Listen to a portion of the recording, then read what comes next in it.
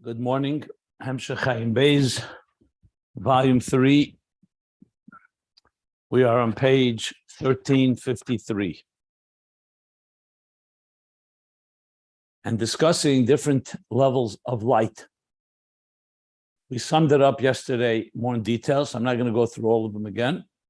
The main focus right now is on Eir HaMashpia and Eir HaMakabel, like the light of the sun and the light of the moon. And he explained that the moon too has a light within it. That's why it's called, like he said, that's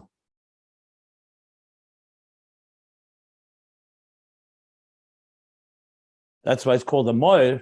However, the light is one that is not a revealed light. And the way to get it to shine is through the light of the sun that stimulates it, that activates it.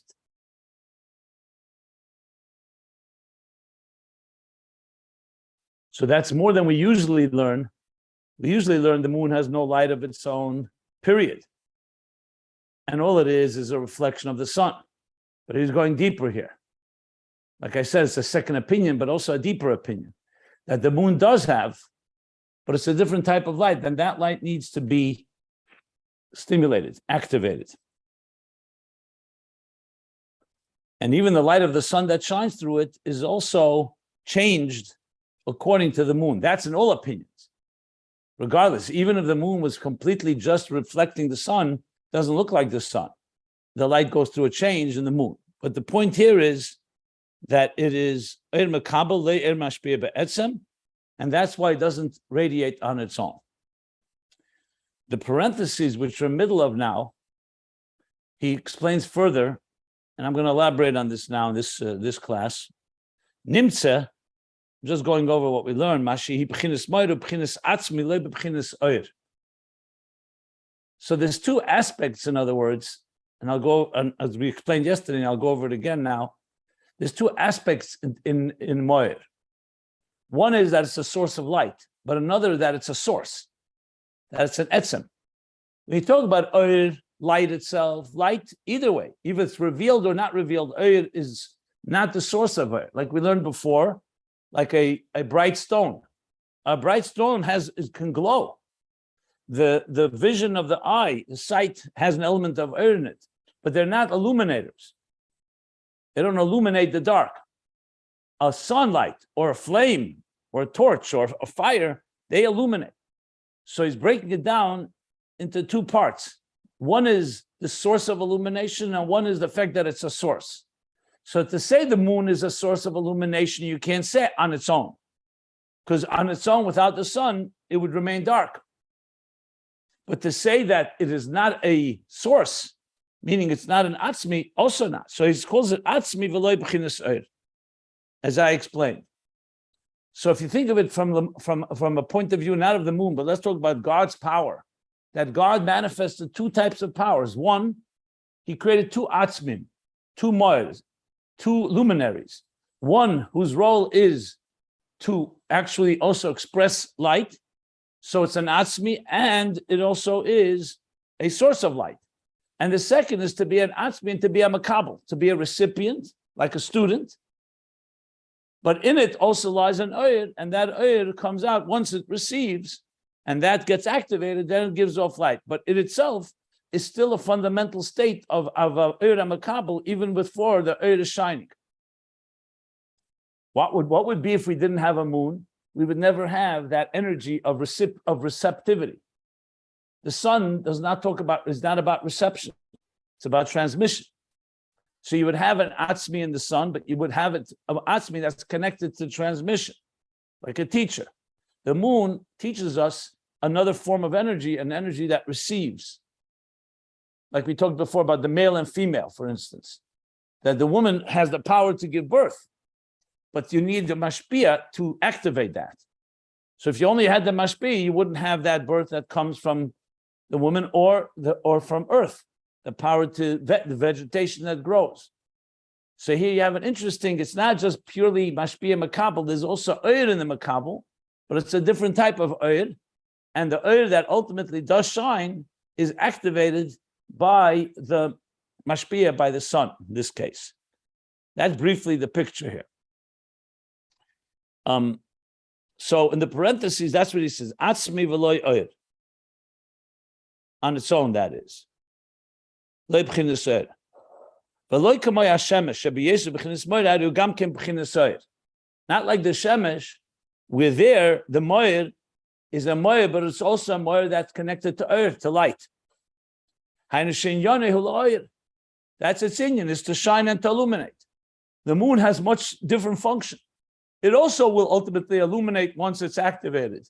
But what's the existence of it is primarily to teach us the idea of receptivity, like the power of the Kalim, the power of Malchus, as we're going to learn later.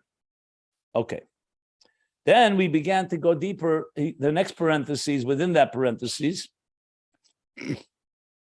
he makes it clear that Levana also has the word lahoyer, to say to radiate, is also stated by the moon. The pasuk clearly says that both of them were created in order to give off light. So what does that mean? So the way I understand it, he says, like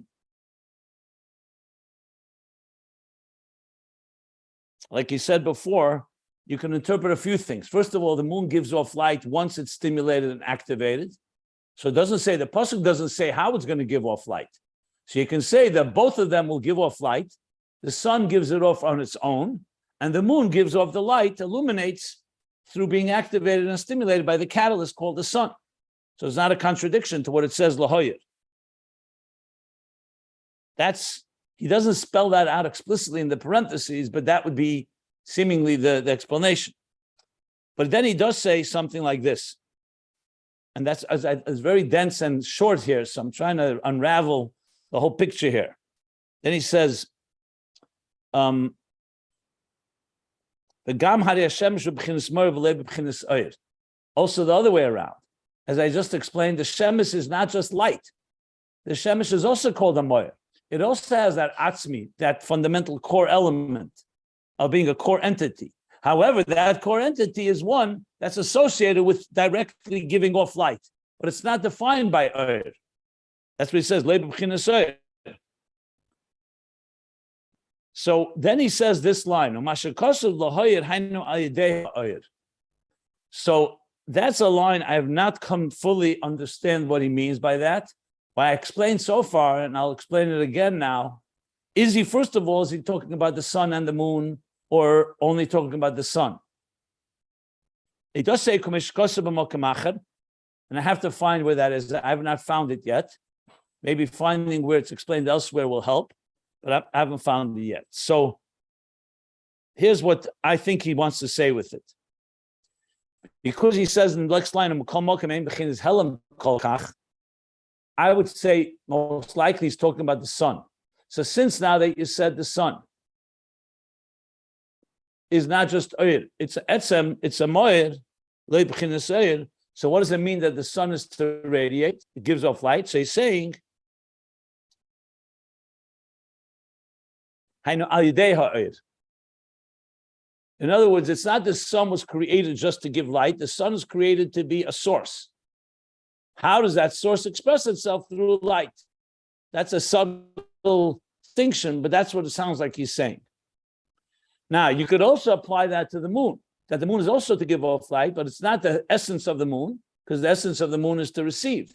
But it also, through light, also expresses something, because the student, after he receives from the teacher, he does become a mashpia as well to others. So that would be my initial understanding of that line. But then comes the next section. The next section, he says, U'makol mokim, ein b'chinas helam kol kach.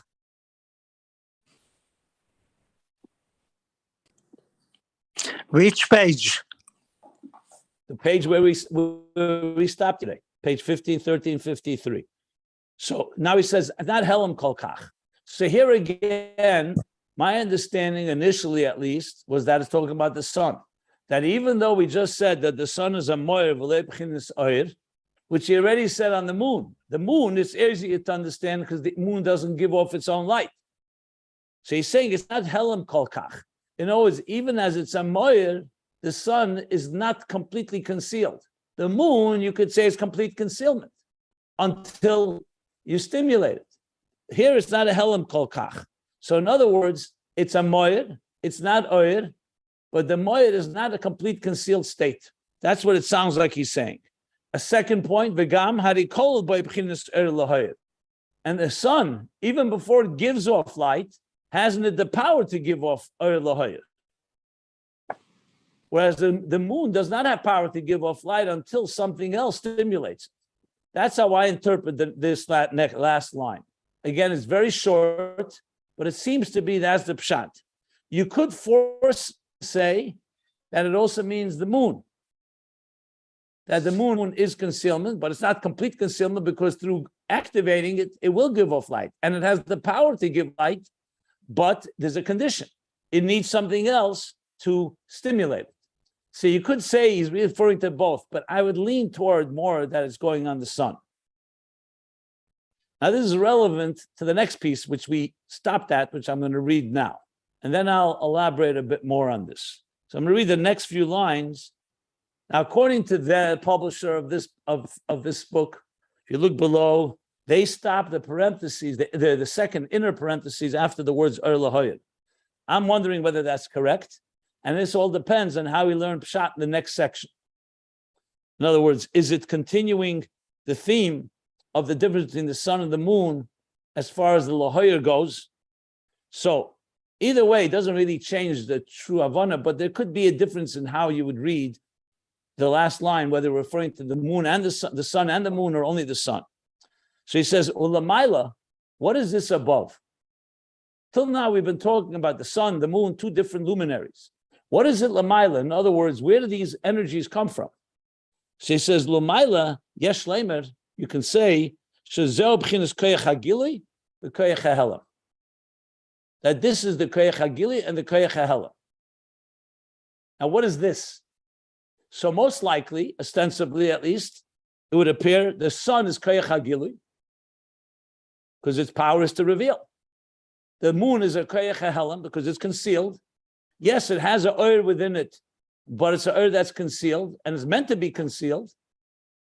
And then later, it's stimulated and activated. But originally, it's a koyach hahelam. So he continues, let's see, that would be the most simple pshat.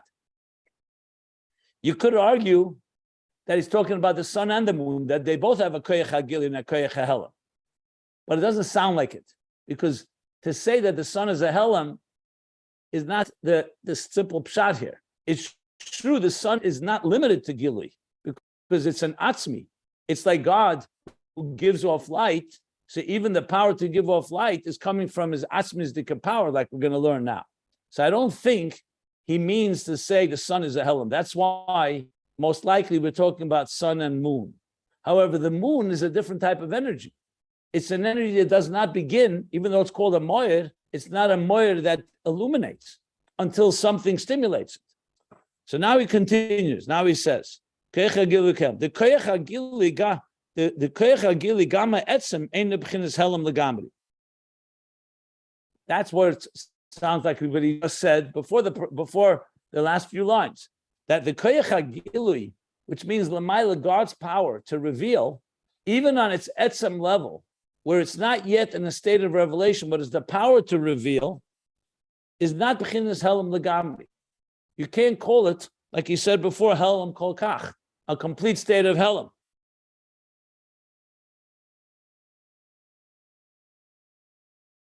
One second.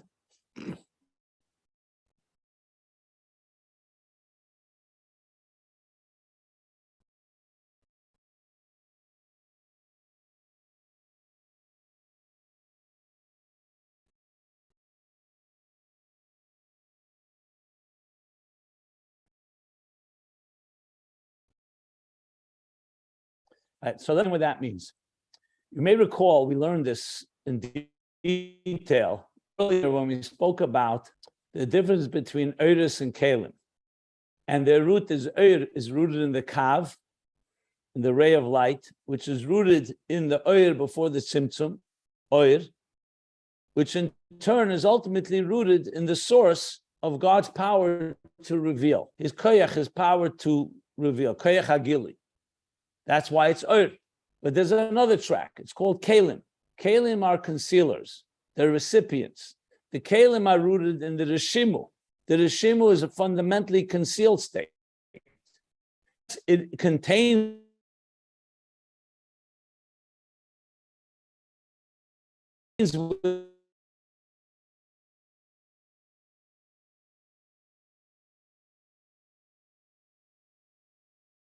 within it. We learned You froze up for the last indicates 20 on Helen. seconds. You froze up a little. Can you repeat the last 10, 20 seconds, please?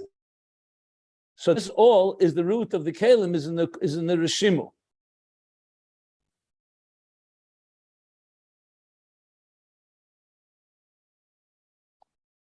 So there's two tracks. We learned this at length earlier in Ayin Beis. We spoke about how ultimately tshuva reaches the deepest levels, the level that's higher than gili. At tzaddik's avoda is gilui. So the tzaddik is shem ma, and the tshuva is shem bat, from the top down, from the bottom up, that we elaborated on, which is similar to the moon and the sun. So when you talk about the koyach hagilui, we learned that when the Rishim was rooted all the way, he said, to the etzem ha'oir, and then he went further and even higher to the helam ha'atzmi. So you may recall, I elaborate, what's the difference between etzem ha'oir and helam ha'atzmi? Etzem ha'oir, at the end of the day, is the core place, the root of Gili. So even though it's a very high level, because it's an etzem, but it's etzem of oir.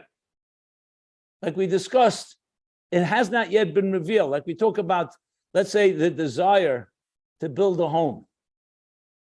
God's desire to build this world, adira b'tachtein, to be a melech. So we learn there's a level where he himself is not even aware of it. Why? Because it's higher than consciousness and awareness.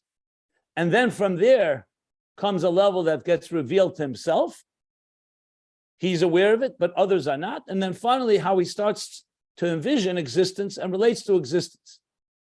So even in the Etzem Ha'oyer, that's not revealed at all, even to himself, there's still, it connects to Oyer.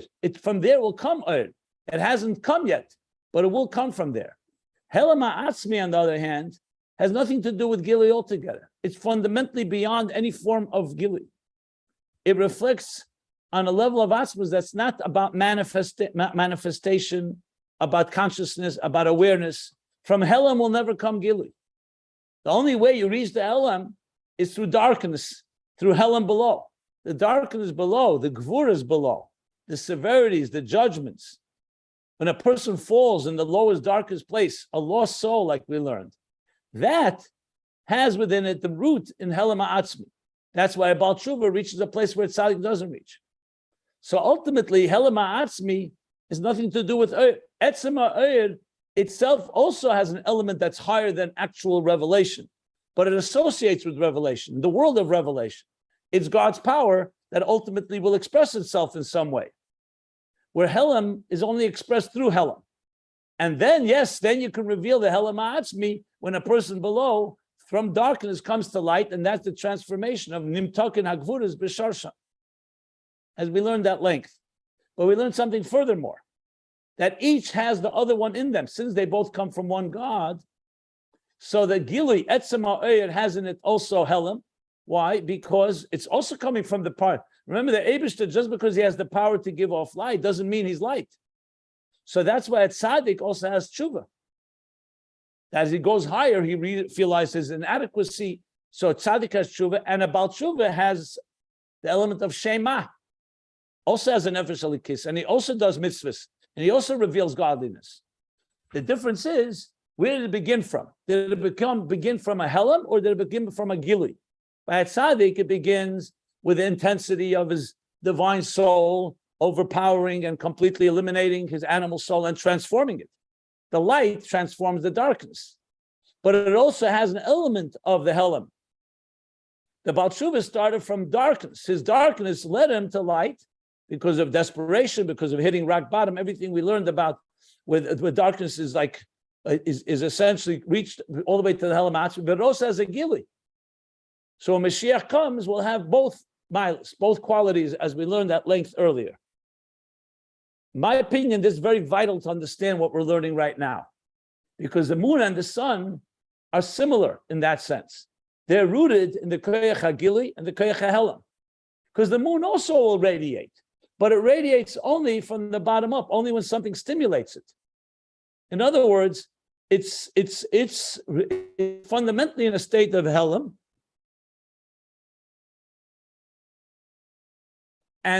but it includes also Oyer in it. That's why it's that but the Oyer needs the sun to stimulate it. The sun also has an element of etzem, like etzem ha'oyer. But etzem ha'oyer, like he just said these words, ein b'chinas helam legamri. That's why it's not called kol yach helam. It's higher than oyer because God is not defined by revelation. But to call it helam legamri, you cannot. So though the sun, therefore, is a moyer and therefore an atzmi, you could still say lahoyer. Why? Because it has the power to give off light. Like he says, it's not helam kol kach. And it's kol b'chinas er lahoyer. At the end of the day, the etzem ha'er is the source, and within it is encompassed the power to give off light. Whereas the moon comes from a different source, the source of like Malchus rooted all the way in Radla, all the way in these highest levels of concealment. That's how I would explain this piece. Again, it's very short. It's only one line, but that's how I would explain it. It also is consistent with something else that I want to bring up. If you go back to the beginning of volume 3, literally the mamish, the second page, on page 1208.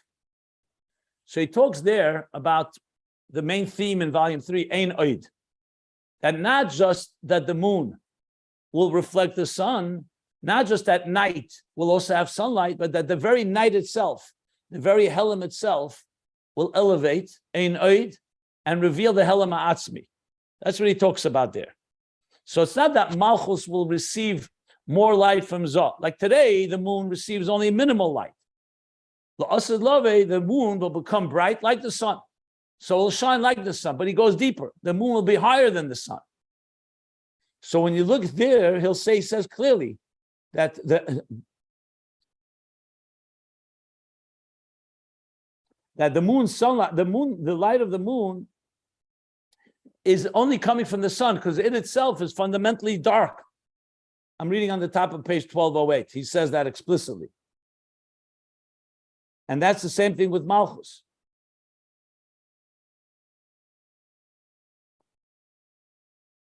So therefore, when I say that the moon will become like the sun, what does that mean? So he says that means there'll be yet a higher level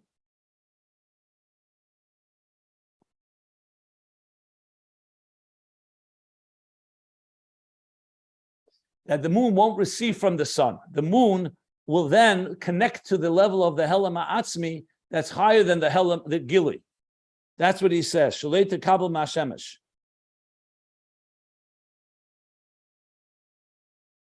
But even higher than that, he speaks as yet another level that the Helam itself. One second, let me just see one thing.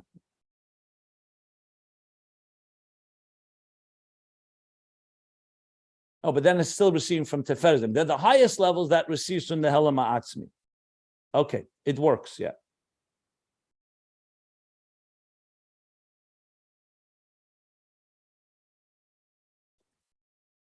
So there you have both elements. So you have now in the moon also an element of Moir, but it's a very different type of Moir. And as I said yesterday, and I want to repeat, this may go hand in hand and very beautifully with what he said earlier, that the Rishimu, which is fundamentally a concealed state, has two elements. There's the Etzem Nekudus of Rishimu, which is rooted in Gvuras Avatik, which is rooted all the way in Butzin de Kadnisa, all the way in the Helam Ha'atzmi. And it also has in it concealed the Oyer of before the Tzimtzum, all the levels of Oyer. Made that very clear earlier. So you could say the moon is the same thing. The moon has the Helam Ha'atzmi.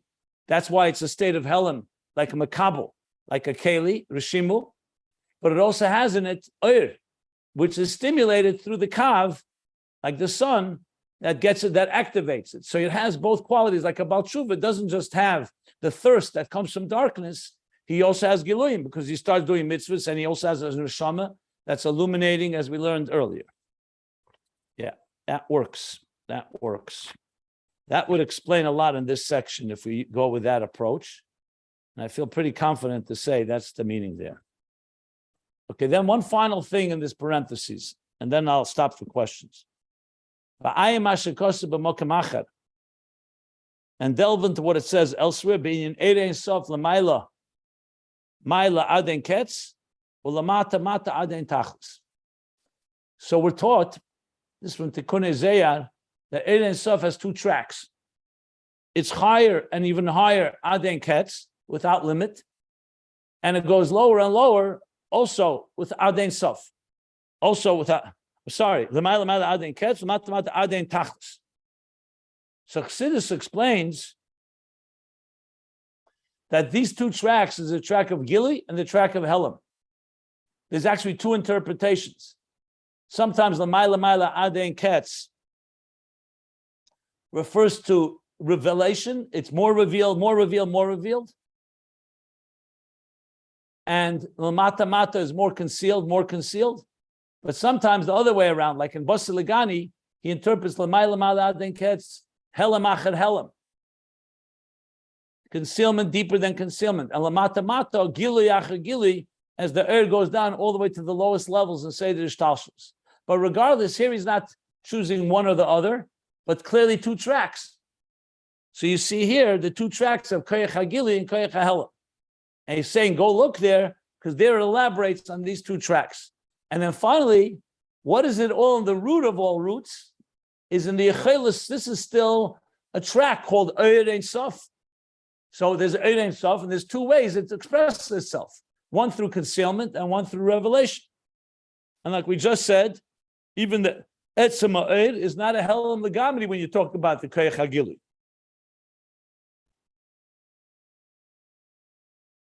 Ubebchinas HaYechelis. This is now we're talking about in God's capacity.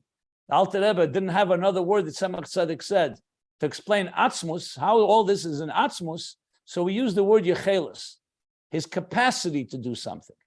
Not as actually doing it, but his capacity. And the Yechelis, what are these two tracks? His ability or capacity to radiate, and his capacity and ability not to radiate, not to illuminate. Yeah, indeed. This is explained at length in quite a few Maimorim, especially from the Rebbe Rashab. And even earlier in Ayin Beis, we also learned about it to some extent. So what we have now is far more, this helps us understand what he's talking about. When you're talking about the sun and the moon, you're talking about these two tracks. But as I just said, there is a skalalus. There is an interconnectivity where each one has some of the other. The Oyer has Etzem Oyer, so it has something from the Etzem, but it's still not Helam, because ultimately, it's not Helam Atzmi, because ultimately it does associate with Gili, the world of Gili at least, the domain of Gili, even though it's completely beyond revelation. And the Helam Atzmi, the Koyach Loy Lahoyer, the Yicholte Loy Lahoyer, is the capacity not to, is concealment and receptivity, the root of ultimately of the Rishimu of Kalim of the moon. But it too has in it a power of light, but a light that comes once it's stimulated. So you have, because since Hashem Echad, so ultimately the two tracks, even the Yechelis, we say it's one Yechelis, God's capacity. His capacity is to do this and that, but when on that level, they all join together. So therefore, even when they become actually two tracks, they each have an element of the other. In other words, the sun has Atzmi Amoyer, and the moon has Oyer, but different types. And the sun, of course, primarily is Oyer, is Gili, Koyach HaGili, from the Etzem HaGili, and the moon is a Koyach HaHelam, but it also has Oyer in it when it's stimulated and activated by the sun. Okay, that's the parentheses. It's clear to me that this was written by the Rebbe Rashab in volume 3, very short, very brief, with brevity, either because he did not go over it again, he would have edited and maybe fleshed it out, or whatever. But I think this is, I will say this, that I think I did some justice to try to explain the significance of what he's saying in this parentheses. As far as the parentheses within the parentheses, I still have to figure that. I'm going to read it again and again. I'm not sure. It depends how you learn the pshat here. I'm leaning right now that the second parentheses ends with the middle parentheses ends the same place where the big parentheses ends. But maybe I'm not positive. I have to think about that. Okay. Are there any questions? Yes. When you say Yechelis and you say you said the Alter Rebbe didn't have the word Atzmos, but I think isn't the Yechelis in the system that the Eibishter is sticking to, not Atzmos, which you can go beyond the system, and says that he doesn't hear, he doesn't notice, he does this. That's the system he made, but Atzmos is a much higher level than that. Even that's what I understand the way. If you talk a system, the system, as I understand it, starts after the Tzimtzum. So I'm not sure where you begin the system. Yeah. You said Yechelis compared to Atzmos. You were saying. Hold on. No. I'm asking when you use the word system. I understand system as beginning after the Tzimtzum. Where are you using the word system? What are you referring to as system? Even way before that. Well, before the Tzimtzum, I wouldn't call it a system. Okay. That's all. The Chassidus is teaching us the process that God wants us to understand how He processes things. So the system actually is called Seder Shtalshlus. That's why it's called Seder Shtalshlus. That begins after the Tzimtzum. Let's just make that clear. So we have the structure of existence begins after the Tzimtzum. Chassidus takes us for a trip into, so to speak, the artist's mind, even before he has a mind, because there's no mind either. So we're talking here everything in a very, very subtle form, just to explain that we can have access to where all these things rooted. So we talk about Eir and Keli and Atzilus. Ultimately, it's rooted in the Kav and the Rishimu, which is after the Tzimtzum, which is rooted in the Koyach HaGilui and the Koyach HaHelam, which is rooted in the Yechelis, the capacity. So this is simply ways for us to come closer and closer to understand how it is within God's deeper dimensions. For example, when a person has faculties, the faculty to write, or to throw a stone, or to walk, or to talk, or to see. So there's the Koyches HaGluyim. You actually see faculties functioning. Then there's the faculties as they are concealed, but they're right at near the surface of being revealed. Right before I write something, I have the power to write. Then there's the Koyches, as we learned, Koyches Hiyulim. Then there's Koyches Atzmim. Then there's Koyches HaKlulim B'nefesh. All these are levels to try to trace back and see something that we see with the naked eye. You see a tree, the tree comes from a level called, if you see fire, it comes from Gvura. Water comes from Chesed. It's going and trying to help us in a material world where everything is defined in tangible terms to experience things that are less tangible. And the deeper you go, the more you come to relate to the godliness within it. The higher you go, the more godly it is. So it's the godly power of Gvura, the godly power of Chesed, the godly power to reveal, the godly power to conceal. Yechelis is coming to teach us that it's not even a state of koiches that are encompassed in the nefesh, or the faculties of, let's say, Chachma Bina Das encompassed in the Eir before the Tzimtzum, but we're going even further when we say the nefesh is noise koiches. The nefesh carries the potential to give off faculties. So now we're talking much more on the nefesh level.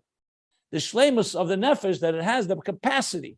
So that's where we're going to a level of yechelis and saying, when you go deeper, you can't call it a koyach, a faculty, because that's already, even if it's concealed and not yet tangible and palpable, but nevertheless it's a koyach. So you call it yechelis.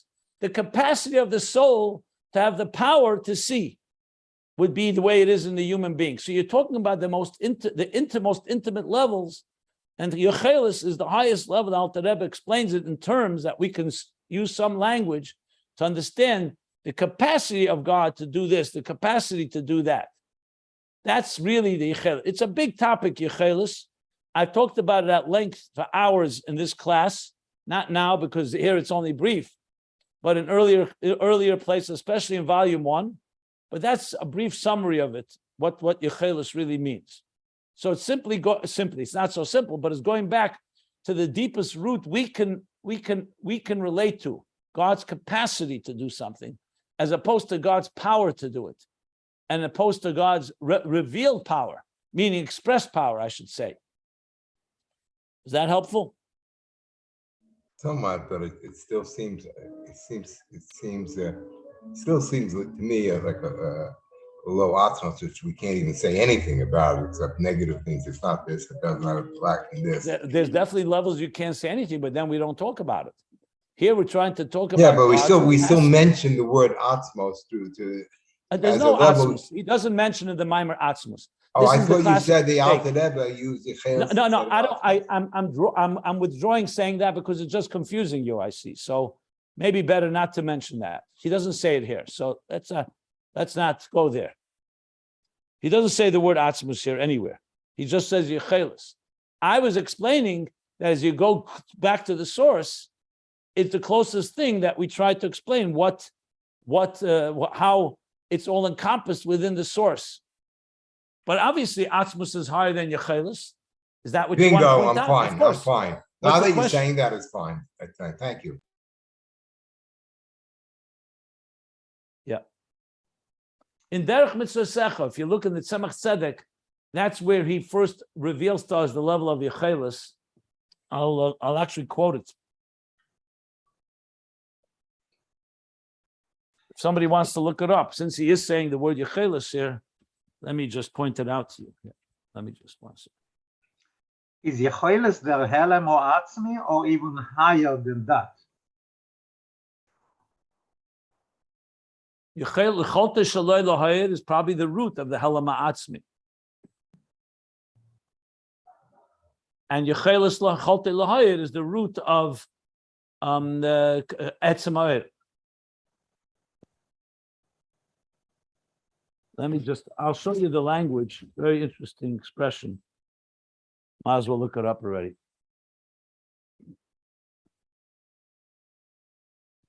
It's in Derech Mitzvah Secha, I believe,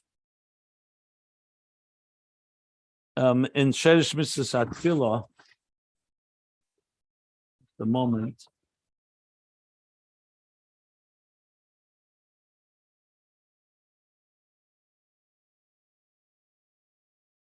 If I find it quickly, great. Any other questions, meanwhile, as I look?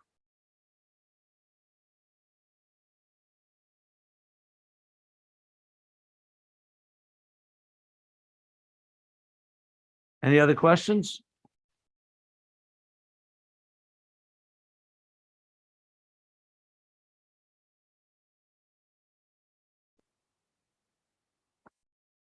No.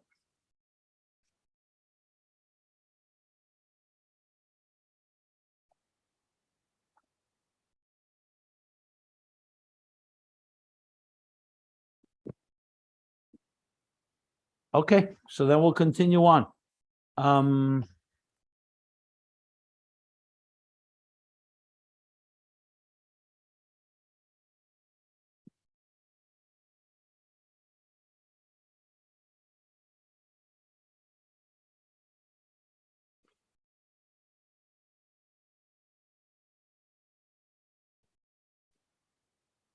Now I don't see it. Okay, I guess I'll find it sometime. Where will you put the oil hore'iyah shebe'einayim compared to all of this? Nothing connected to cloud? I would wait till we see where the Rebbe Rasha puts it. He's going to talk about it. I wouldn't guess. I would wait. He's going to talk about it. Okay, I did find it. It's in Sheresh Mitzvah Tefillah, the chapter, I think, 34. He says, "But he isi ksavyat kedesh memeri v'rabi hagadol azmur nishmas Eden." His grandfather, the Alter Rebbe, shekina lebchina zu b'shem yechelis.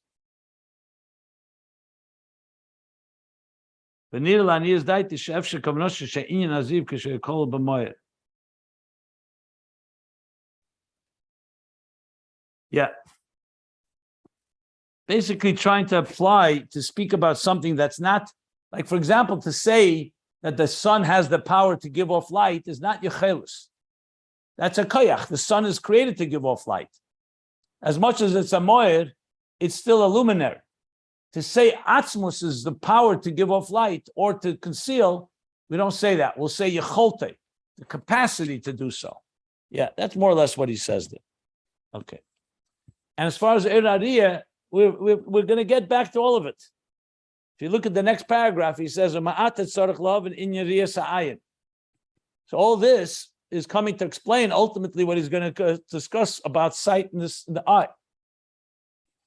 Well, let's continue reading now after the parentheses. And this was a heavy piece. So to go back to after the parentheses, he says like this now.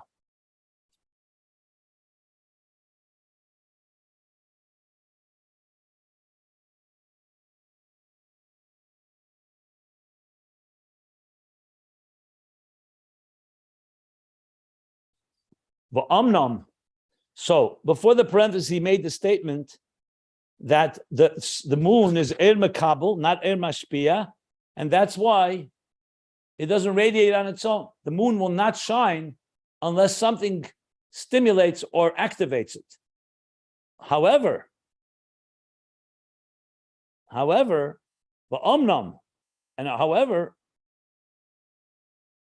on the other hand, after the moon receives light from the sun,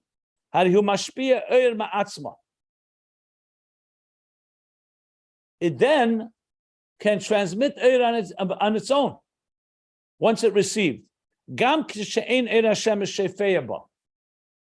Even when the sun is not shining at it,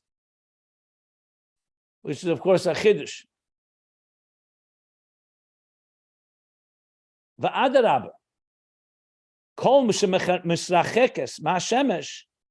more that the moon is distanced from the sun, it shines even more so, according to this opinion, according to this approach. Like we said before about the student, that initially the student doesn't have his own Eira Mashpia because he's in a state of absorbing, receiving from the teacher. And once the teacher teaches him the methodology and the ideas, then he becomes a mashpia. He can teach to the point that he could teach even if the teacher is not there any longer. And he said the same words, that the more he's distant from the teacher, the more he could be mashpia. Adrabah. I'm reading 6 lines from the bottom of the last page. Adrabah. Because as long as he's close to his teacher, he'll be overshadowed by him. It's like when the bright light of the teacher is shining, if the moon was right near the sun, close to the sun, as much as it can give off light, but it's like a flame, it would be like a flame. That would be, it could be overshadowed and nullified by the light of the sun. So once it's stimulated, it has a light of its own. Now, you have to say that if the sun didn't exist, the moon would stop shining, because the moon is ultimately being stimulated by them. But remember, we said there are 2 opinions. One opinion that the moon is simply a reflection of the sun. Yes, it goes through a shift, a change. The second is that the moon actually has light, but it does not have light until it's stimulated. Based on this, he's saying that even if the sun is not shining, the moon now has the power to give off light. The question that we would have is this, 1 second. It's true at night, we don't see the sun. We only see the moon. But the moon sees the sun. What does that mean? The moon is at an angle that's reflecting the sun that's shining at another part of the earth. The sun that is, where by us it's night. The sun is giving off light on the other side of the hemisphere of the world, the globe. The moon is reflecting that. That would be the way astronomy would explain it. And yet he is saying here, for the record, that even without the sun, once it's been stimulated, the moon has a power of light. So you could explain it in 2 ways. Either it's not like we think it is, In other words, the moon actually does have a light of its own once it's been activated, or he's saying that the moon has its own light, but that doesn't mean that, and in other words, that doesn't mean it's not dependent on the sun to keep it stimulated. So in this case, it would be different than a student. A student doesn't have to have the teacher, or you could argue that a student, even when the teacher is not with him, his teacher is working through him. So I don't know if that's what he's trying to say here with the moon, but he clearly says that it has its own light, meaning it has a power. So even though, in a sense, the sun is still existent and affects the moon, but the moon also has its own power to give off light. This can be elaborated upon in many different ways. I'm just trying to translate what he says here, but he does say those words. Again, he says that more distant, the more the more it radiates. So it needs a little more. I have to look into it a bit more. Does that mean that it radiates on its own because the sun is and the sun is still affecting it, but it doesn't need the sun to radiate? Because remember, he did say earlier also the yesh b'zeh gam eir hashemesh. So, because technically speaking, if you remove the sun altogether from the sky, would the moon shine after it received light from the sun? So according to this, it may appear, yes, that it would shine no matter what. Like a student, even if his teacher is non-existent any longer. His teacher has passed on or something like that. So I'd love, if you have any thoughts on this, by all means. I'm going to research it further to really fully understand the extent of what he's saying here. But he does say what we just read. Anybody want to comment? What is the gather of Mo'er? He's saying that this moon is a Mo'er. And he also said that I'm not going to go back to, I just gave a half-hour explanation. You're literally asking me, if you say to me, you heard something I said, you want me to explain it, I'll be happy to do so. You're asking a question that I think I addressed for over a half hour. So what part of what I said is not clear? Because I'm not going to go over it again now. Obviously, it's what was not clear in what I said before about explaining the moon as a moir, but not oir. Atzmi, loy b'chinas oir. The reason why he said it, because he's emphasizing that his sun, that it's a moir. It's not because it gives oil. He said that the oil is a... So I explained for around a half an hour what atzmi means, as opposed to oir. Oir is light and atzmi is a source, an essence. What is this something I said was not clear? What's your exact question exactly? I want to know the moon. Why is the moon called Mo'er? Okay, so that I would suggest to listen to this class again, because I believe I know that I focused on this very deliberately for around a half an hour. I did, which I tell you. I may not have been successful, but I don't want to go over it again right now. Just will be repeating the class. If there's something I said that's not clear, I'm happy to clarify. But the general thing is exactly this is what he says in the Maimer here, and I try to explain it. What Moir means. Moir doesn't necessarily mean light. It means a source of something. Can I say something? What you mentioned that it's like the third Eifen with Gevura, which we're going to get. Lasabava, that if you think about it in those terms, it makes much more sense.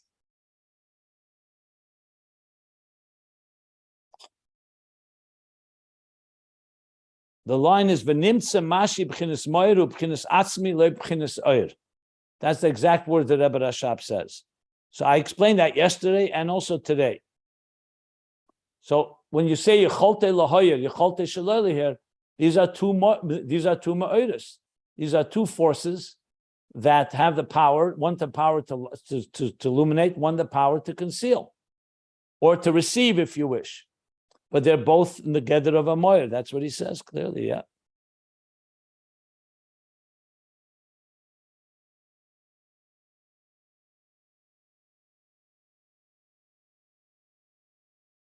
Okay, so now he's going back to the Evan Toiv.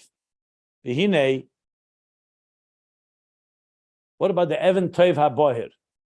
V'hinei, now Evan Toiv HaBoher, a precious glowing stone.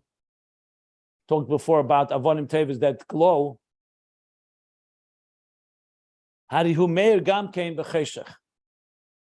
It also shines when it's dark. The eye, we said, does not shine when it's dark. But the Even Tov does.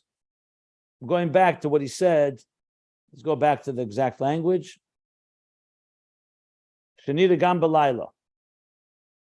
Around 7 lines from the top of the paragraph and page 1352.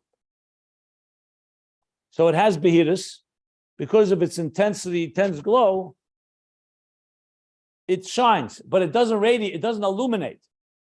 It does not change, it does not illuminate the darkness. It just shines. You see something that's bright, like seeing like a star in the sky. It's bright, but it doesn't illuminate. So he's going to now analyze that, I guess, a bit more. Like in Noach's ark, you shall make a tsoyar for the teva. So there's two opinions. The Sanhedrin Daf Kuf Ches. Rashi brings it in Sanhedrin page 108.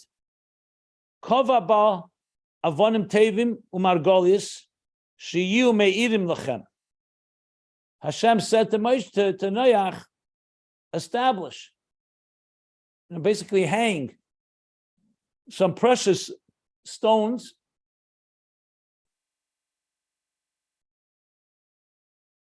that should radiate for you.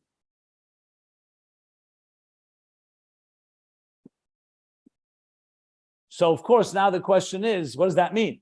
Before he said, it shines in the dark, but it doesn't illuminate the dark. So let's see where he's going to go with this. The Rashi Pirush, Rashi brings this Gemara, but he also brings a Pirush. Yesh emrim chaleim. There's also an opinion that Soyer means make a window. And the light from the outside will shine through the window. In other words, how did they have light inside the ark is the question. So Tzoyar has the opinion in the Gemara that it's avonim tevis margolis, bright stones. And Rashi, v'huma medrash Rabbah, Parsha Lamed Aleph, Rashi brings also from medrash Rabbah, in Bereshis in Noach, Parsha chapter 31, that was a window. The Rebbe Rashab is bringing this, he says, b'tzarech iyun.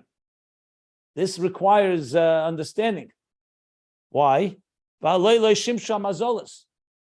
know, Chazal tell us that during the Mabul, it wasn't just a rain that fell, that the mazolas, the sun, the moon, and all the celestial bodies did not function.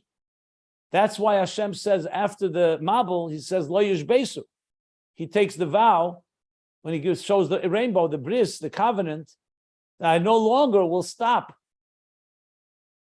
and suspend the natural order. And Chazal tell us that part of that was because during the year of the Mabul, the mazolas didn't function. The mazolas includes all the celestial bodies. So the tzarechiyun is, so how would a window help? If the sun is not shining and there's no daylight outside, it would be like a window in a dark night. It doesn't give off light. So that's the tzarechiyun. V'ayim hashekosha b'Yerushalmi, Psachim, Perek Aleph, Halacha Aleph, u'Pishirei Korban Sham. So he's telling us to look in Yerushalmi, which I have to look up. Psachim in the beginning, Perek Aleph, chapter 1, Halacha Aleph. That's how it's Yerushalmi structured in Prokim and Halachas. U'Pishirei Korban Sham. That's one of the commentaries there. Just like in Gemara, you have Rashi, Tosfos. In Yerushalmi, you have Korban Ha'eda, you have Shirei Korban, you have different commentaries. So I will look it up, or if somebody wants to look it up, Gesundheit Eid, and report back what he says there. Now, how is this relevant to our conversation here? Not sure, but it is a parenthesis, and the Rebbe Rashab is having that tzarechiyun. If the sun was not shining, what's the point of a window? How did that help? Now, my initial reaction to that was maybe the sun shined all the time. Leishim Shamazos means that it didn't move, that it was daylight all the time. How do we know it was dark all the time? But that is speculation. I don't know. Let's see what it says in Yerushalmi. But regardless, What he is talking about here is the bright stone, the glowing stones. Maybe the window was made out of the bright stones.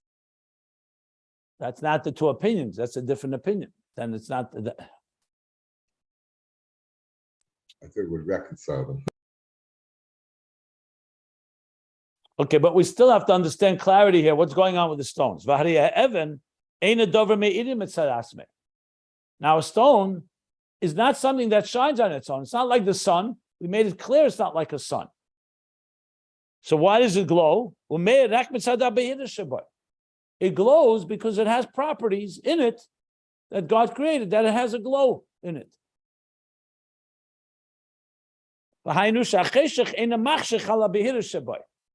Which means some things, when it's in the dark, you don't see them. And some things have a glow. So that means even when it's dark, the darkness does not conceal, does not cover up on the glow, the natural glow of these stones.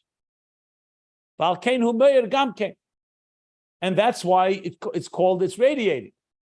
But not because it's like a sun that's shining and giving off light, is because it has the property of a glow. And that glow, therefore, you could walk to that glow, which is why in the Noach's Teva it helped.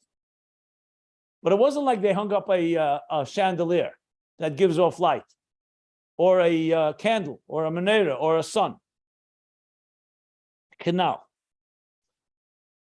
V'habehira shabai is not like it's an ene atzmi. It's not atzmi. It's not atzmi that has the power to give off and illuminate, like we said before. Now he's adding something. That these stones glow as a result of what they receive from the sun. Ukiyadua, as it's known, that avonim tevim hameirim, that these precious bright stones that radiate, it's an effect from the sun or the moon or the stars. And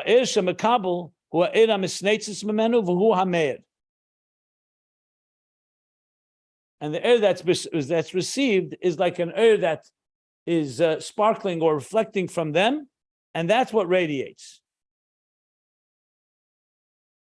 The because it has properties that allow for it to glow, like a glowing a pane of glass.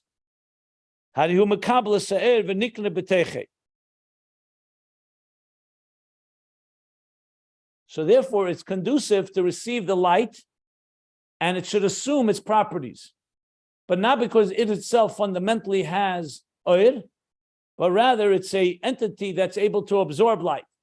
Like you have entities that reflect and are able to absorb the light. Now, this needs also some discussion what this means, but I'll just read a few more lines, not to leave it hanging. Even when it sparkles and radiates with light, it's not that it became a moyer, a luminary fundamentally, and that it should give off an eratzmi, a fundamental light that it has within its essence. It doesn't have that power. Canal. The moon, even though the moon also needs the sun to stimulate it, but the moon has an eratzmi within it. That's why it's called a moyer. Or like the example of a teacher and a student. The student has seichel. However, his seichel needs the teacher to stimulate it. Sharihu Damon Poshet. It's not that way with the stone because the stone is a simple mineral. It's a simple stone. Kikomini Hadamim. Like all inanimate stones, like all stones. Just like you have a stone that can be black or gray or green or blue, so you have a stone that has the property that it glows. It retains light, it reflects light. But it's still just a stone. It's not a moyer be'etzem. So it's not that the stone itself has become a shining, a luminary. It's only the air that it was assumed by it, that it is absorbed within it and assumed in it from the sun. That's what's radiating.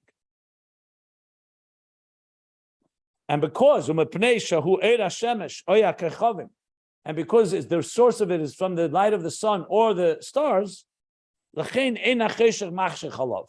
that's why darkness does not darken or conceal the glow in the stone. Nevertheless, it's not like the light of the sun. But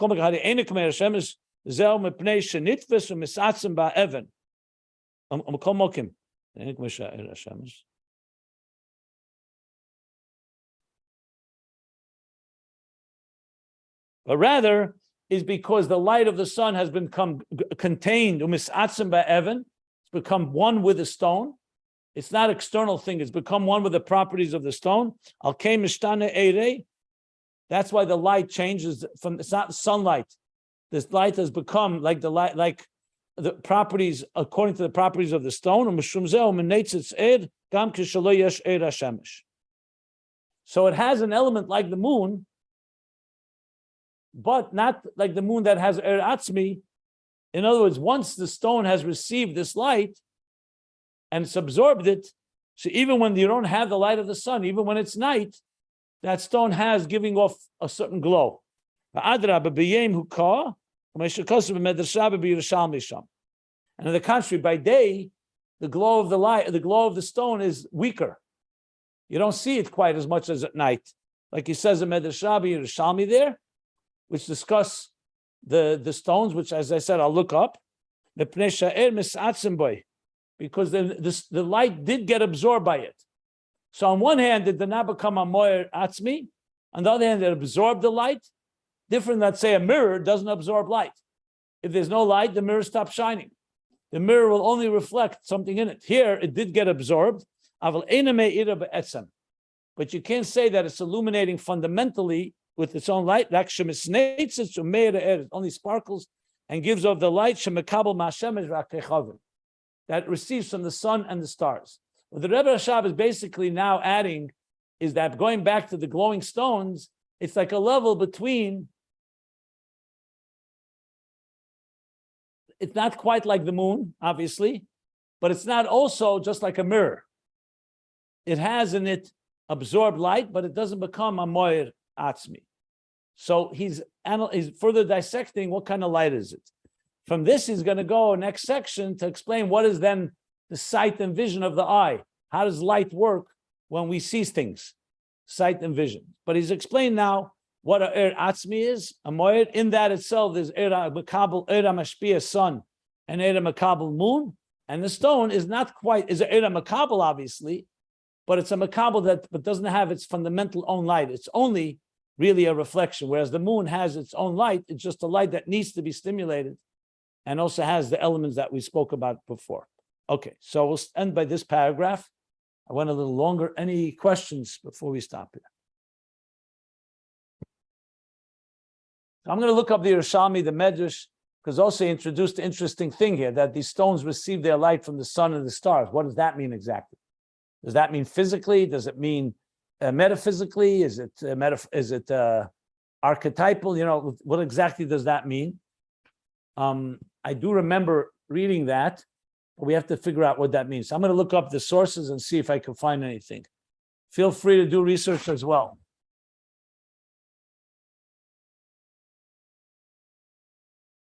Okay. No questions? Anybody wants to say anything? Rabbi Jacobson, this is also the similar idea. Of course, maybe you think I'm wrong. As when Moshe Rabbeinu went up the mountain and he came down and his face was glowing, it's the same parallel concept that once you have that hashpah, then that's it. It stays with you, and that's how you glow.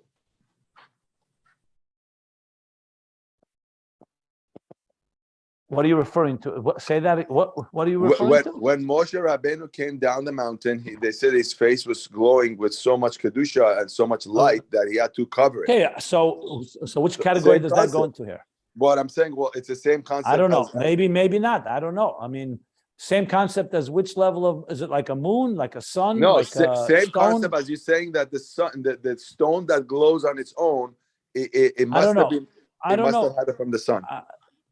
How do you know it's like that? Maybe it's like more like a, maybe, it says Pnei Moshe, Pnei Chama. The face of Moshe is like the face of the sun. How do you know it's like a stone? That's an assumption. I don't know. It's inconclusive. I can't say for sure one way or the other, unless it says something somewhere. Okay, so we'll stop here at the end of the